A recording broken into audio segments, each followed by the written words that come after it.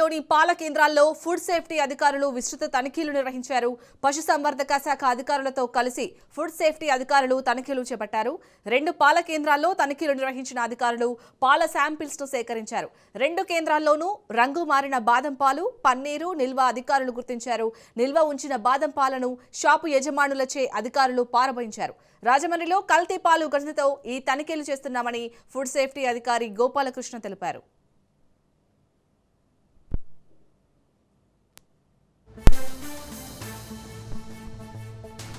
Recent రాజమండ్రిలో జరిగిన ఒక మిస్హ్యాప్ వల్ల మనం special rights commission of food safety గారు స్పెషల్ రైట్స్ పెట్టడం జరిగింది.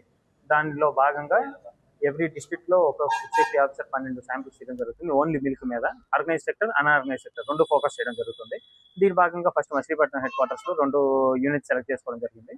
ఒకటి ఎస్ఎస్ మిల్క్ ప్రొడక్ట్స్, రెండోది Krishnaveni milk dairy.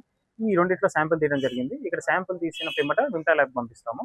Any further deviations ఒకవేళ ఇంత శాంపిల్ వచ్చిందని ల్యాబ్ రిపోర్ట్ వస్తే ఫర్దర్ గా ప్రొసీడ్ అవ్వడం జరుగుతుంది. ఇప్పటి వరకు ఇక్కడ మేము కొన్ని ర్యాపిడ్ టెస్ట్ చేసాము for starch identification using of iodine drops. ఎటువంటిది మనకి నెగిటివ్ రిమార్క్ అయితే ఏం రాలేదు.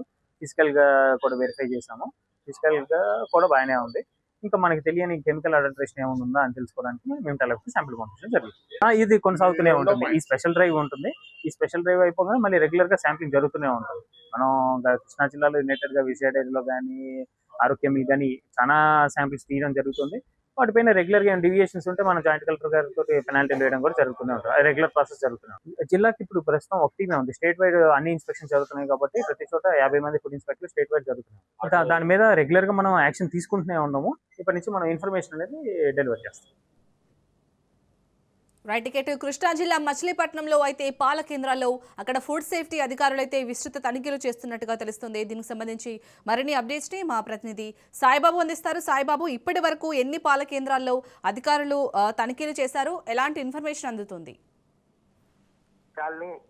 రాజమండ్రి కల్తీ పాలు ఘటనలో భాగంగా ఈ రోజు కృష్ణా జిల్లా మచిలీపట్నం పాల కేంద్రాల్లో ఫుడ్ సేఫ్టీ అధికారులు విస్తృత తనిఖీలు చేశారు.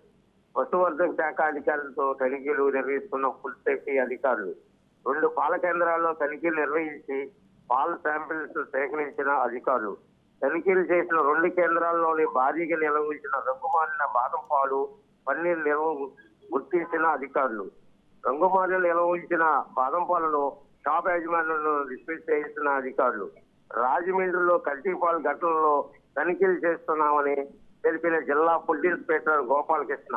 అదేవిధంగా ఈ రోజే కాకుండా ప్రతిరోజు కూడా ఇట్లాంటి తనిఖీలు చేస్తామన్న ఫుడ్ ఇన్స్పెక్టర్